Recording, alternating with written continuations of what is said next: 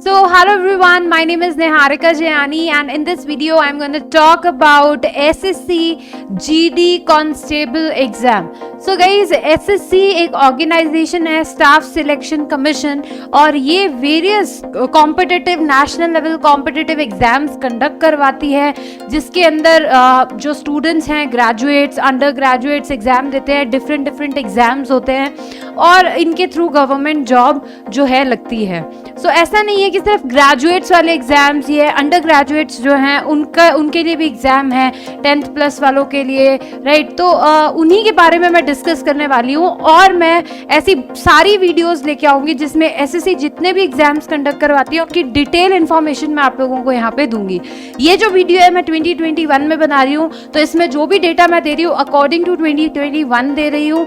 हर साल थोड़े बहुत चेंजेस हो जाते हैं. सो अगर आप ये वीडियो बाद में देखेंगे या तो आप लोगों को अपडेटेड वीडियोस भी मैं अपलोड कर दूंगी. ये अकॉर्डिंग टू 2021 है. तो guys let me start with everything about SSC GD. अब ये जीडी क्या है? GD is journal duty constable. देखो, मैं कोई भी एग्जाम को अच्छा या बुरा नहीं बोलती हूँ कि ये एग्जाम बहुत अच्छा है या ये एग्जाम बहुत बुरा है. हर किसी के लिए, हर एक स्टूडेंट के लिए उसका जो बैकग्राउंड रहा होता है, उसने कुछ स्टूडेंट्स को बहुत ज़्यादा लग्जरी लाइफ मिलती है, उनको बहुत अपॉर्चुनिटीज़ मिलती है, अच्छा स्कूल मिलता है, अच्छी फैमिली मिलती है, तो वो लोगों को अच्छी अपॉर्चुनिटीज़ लाइफ में मिली होती है जिसकी वजह से अच्छा लेवल का एग्जाम का प्रिपरेशन वो कर पाता है. कुछ स्टूडेंट्स ऐसे होते हैं जिनका बैकग्राउंड बहुत अच्छा नहीं होता, फीस अफोर्ड नहीं कर पाते, अच्छे स्कूल में भी नहीं पढ़े होते या कभी कभी ना चाहते हुए भी एजुकेशन ड्रॉप कर देते हैं. तो उन लोगों के लिए भी ये अपॉर्चुनिटीज़ हैं कि 10th भी की हुई है तो कौन सा एग्जाम दे सकते हैं. सो इस अकॉर्डिंग ये एग्जाम उनके लिए बहुत अच्छा है, राइट. एटलीस्ट वो उन लोगों को अपॉर्चुनिटी दे रहा है.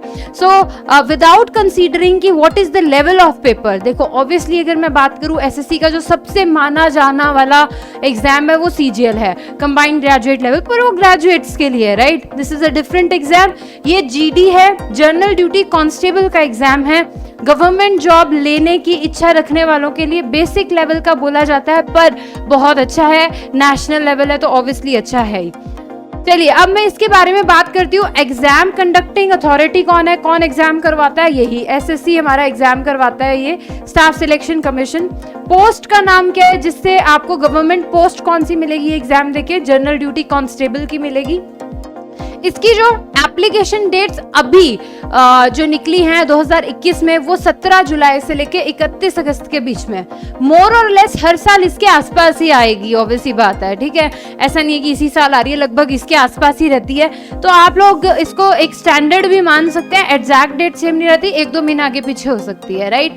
टोटल वैकेंसीज जो दिए देखो 25,000 लगभग. अगर अभी 25,000 है तो लगभग हर साल इसी रेशो के अंदर आप लोगों को वैकेंसीज देखने को मिलेगी.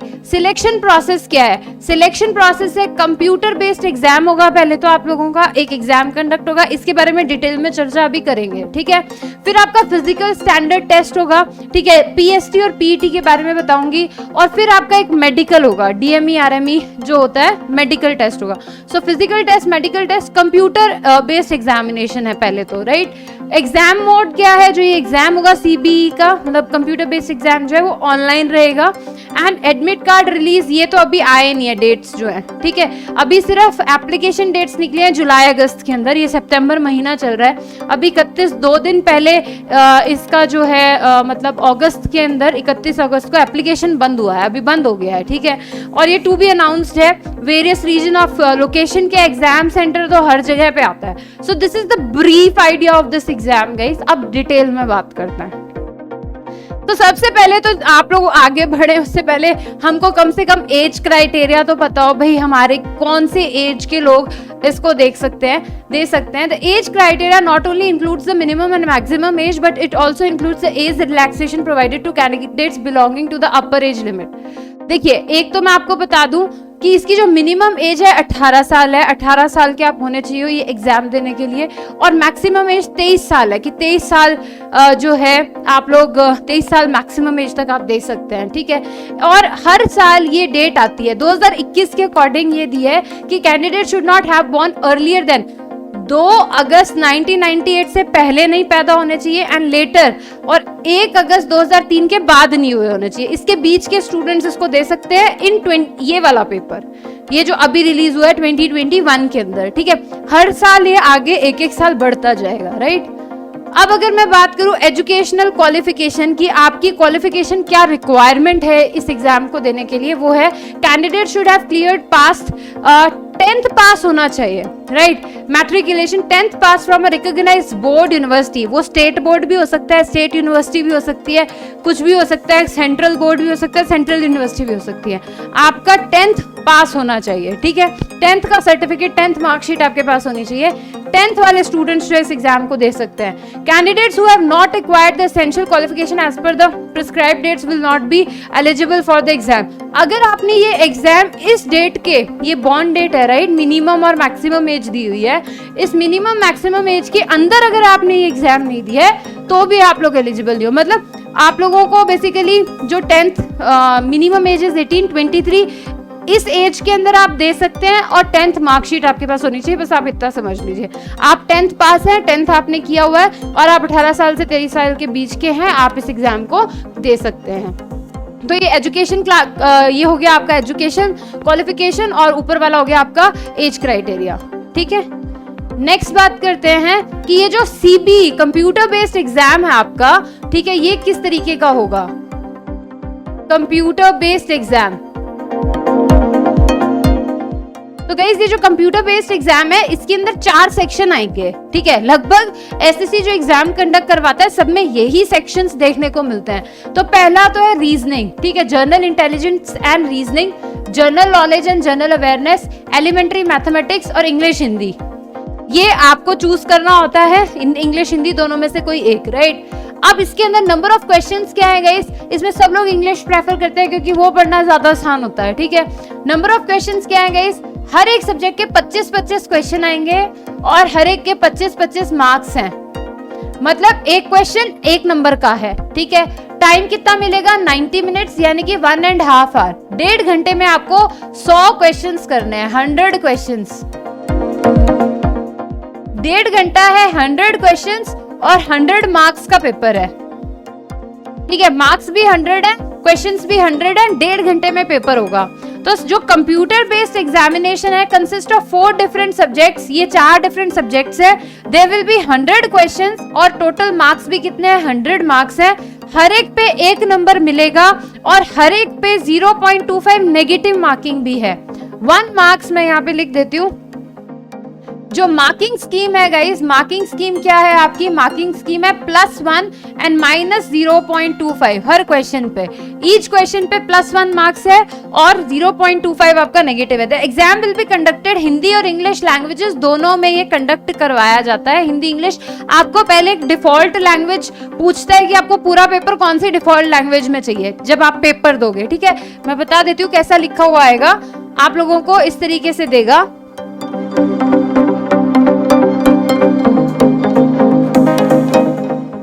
जब आप स्टार्ट करते हैं पेपर उससे पहले ऐसे डिफॉल्ट आता है, ठीक है। डिफॉल्ट ऐसे करके एक कॉलम आएगा, आप उसको क्लिक करोगे तो नीचे एक स्क्रॉल डाउन खुल जाएगा, उसमें लिखा होगा इंग्लिश या हिंदी, ठीक है। तो जैसे आप लोग भाई इंग्लिश में पूरा का पूरा पेपर देखना चाहते हो, पूरा पेपर आपने इसको टिक कर दिया, क्लिक कर दिया तो पूरा पेपर इंग्लिश में आएगा। पर ऐसा नहीं है कि आप हिंदी पे नहीं जा सकते, आपके सामने इंग्लिश का आएगा। अगर आपको उसको चेंज करके हिंदी में लेके जाना है तो आप लोग हिंदी भी उसको पर क्वेश्चन पे कन्वर्ट कर सकते हैं, ठीक है। सो दोनों लैंग्वेजेस के अंदर पेपर रहेगा। ये सिलेबस है, इसकी थोड़ी डिटेल चर्चा हम लोग अभी करेंगे।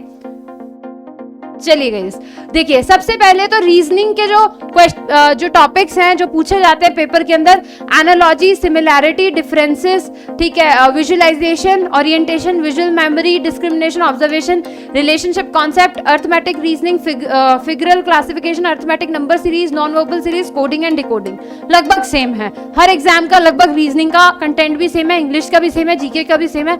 मैं क्योंकि इंग्लिश और मैथ्स दोनों पढ़ाती हूँ तो मैं थोड़ा मैथ्स पे ज्यादा फोकस करूंगी, मैथ्स और इंग्लिश पे। पे। मैथ्स के अंदर क्या है गाइस, देख तो नंबर सिस्टम बहुत इंपॉर्टेंट है, ratio, percentage, average, interest, profit loss, इस पे ज्यादा क्वेश्चन आते हैं। मेंसुरेशन, ये आपका एडवांस मैथमेटिक हो गया। मेंसुरेशन मतलब surface area, volume, time, distance, ratio, time and work. इस पे क्या मैं डिटेल वीडियो बना दूंगी, syllabus of GD and how to prepare it, what is the strategy.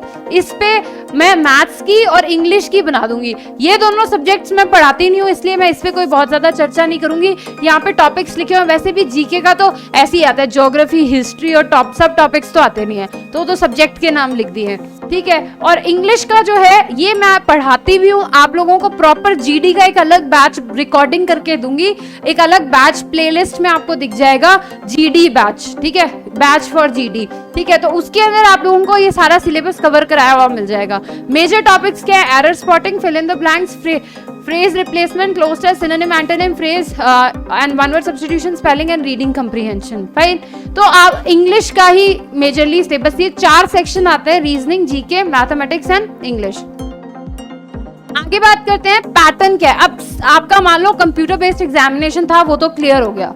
अब कंप्यूटर बेस्ड एग्जामिनेशन के बाद क्या होता है, उसके बाद आपका क्या होता है, फिजिकल एफिशिएंसी, पीईटी हम इसको बोलते हैं, फिजिकल एफिशिएंसी टेस्ट होता है। उसमें क्या है गाइस, एक रेस करवाई जाती है, मेल्स को 5 किलोमीटर 24 मिनट में दौड़ना रहता है एंड फीमेल्स को 1.6 किलोमीटर इन 8.5 मिनट्स, ठीक है, and 1.6 kilometre in 6.5 minutes and 800 metre in 4 minutes, ठीक है। सो ये फीमेल का है। Remarks for candidates other than those belonging to Ladakh region, ये उसके लिए है, and for candidates of Ladakh region, तो ये बेसिकली जनरल होगा, आप लोग लद्दाख से नहीं है, मैं यही मान के चल रही हूँ। तो ये स्टैंडर्ड चीज आपको करनी पड़ेगी। मेल्स 24 मिनट्स में 5 किलोमीटर दौड़ने की प्रैक्टिस करें और फीमेल 8.5 मिनट में 1.6 किलोमीटर की। सो this is very very important for PET. ये फिजिकल टेस्ट आपका क्लियर होगा, उसके बाद आपका मेडिकल होगा, ठीक है। मेडिकल का टेस्ट भी मैंने आपको बताया, 3rd stage is medical test, right. अभी मैं आपको थोड़ा ब्रीफ आइडिया दे देती हूँ सैलरी का, क्योंकि ये बहुत इंपॉर्टेंट पार्ट है कि भाई सैलरी कितनी मिलती है, ये भी तो हमें पता होना चाहिए, राइट।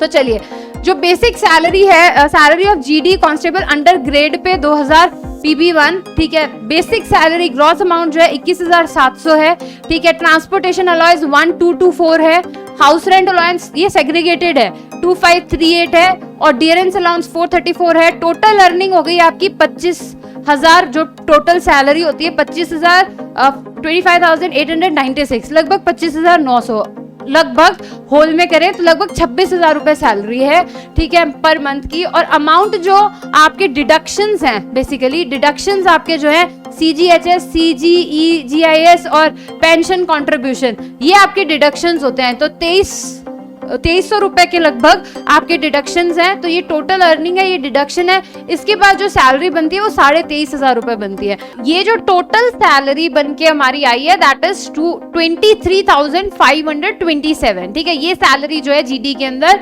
जीडी कांस्टेबल को मिलती है। तो मुझे ऐसा लगता है कि जो इंसान जो इंडिया के अंदर एक नॉर्मल बैकग्राउंड से है और जिसको जॉब की नीड है, फैमिली रिक्वायरमेंट्स हैं, उसके लिए बहुत अच्छा एग्जाम है, क्योंकि 10th के बाद ही 18 साल से 23 साल की उम्र के अंदर ही वो जो है गवर्नमेंट जॉब हासिल कर रहा है और 23-24 हजार पे स्टार्ट कर रहा है। आजकल इंडिया में अगर मैं बात करूं, इंजीनियर्स की भी एवरेज प्लेसमेंट के बाद जो सैलरी TCS, इन्फोसिस और बहुत सारी कंपनीज हैं जो एवरेज पैकेज कैंपस प्लेसमेंट देती है वो भी 3 लाख 3.5 लाख रहता है। तो लगभग हर महीने की यही 25-26 हजार की सैलरी रहती है, right. So this is the government job and as a fresher इतनी स्मॉल एज के अंदर इससे स्टार्ट करना कोई बुरी बात नहीं है। आप बिल्कुल अच्छे से, कुछ लोग होते हैं जो सोचते हैं कांस्टेबल का है क्या करें, बट इससे स्टार्ट कर रहे हो आप 18-19 साल की उम्र में, और फिर ऑब्वियसली आप और आगे तैयारी कर सकते हैं और पढ़ सकते हैं और अच्छी पोजीशन पे जा सकते हैं, और तैयारी करते रहोगे तो मे भी अच्छे और एडमिनिस्ट्रेटिव पोजीशंस पे जाके आप लोग जो है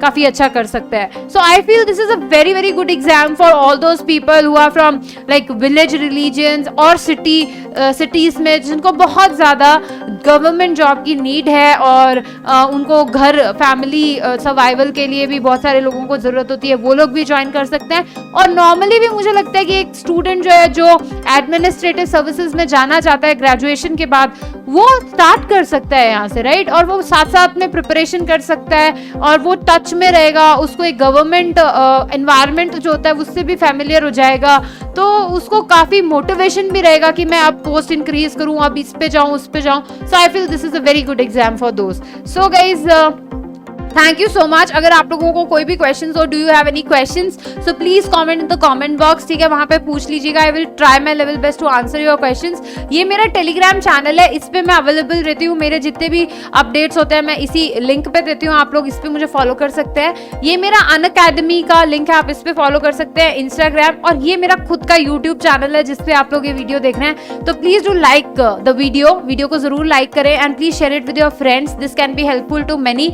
और आपको अगर ये इंपॉर्टेंट नहीं है, आपको लगता है मेरे लिए एग्जाम नहीं है, तो प्लीज ये लिंक उन लोगों को जरूर शेयर करें जिनको आपको लगता है कि इसी एज ग्रुप में है और वो ये एग्जाम दे सकते हैं, उनको शेयर करें, उनको इन्फॉर्म करें। इंडिया में बहुत सारे लोगों को इन्फॉर्मेशन ही नहीं है कि ऐसा कोई एग्जाम होता है जिससे हम यहाँ पे जा सकते हैं, तो एटलीस्ट उनको थोड़ा इन्फॉर्म करें, इनलाइटन करें। तो with this thank you so much. बस ये इनलाइटन करने के लिए मैंने ये वीडियोस बनाई है और मैं और एग्जाम्स की ऐसी वीडियोस लेके आ रही हूँ।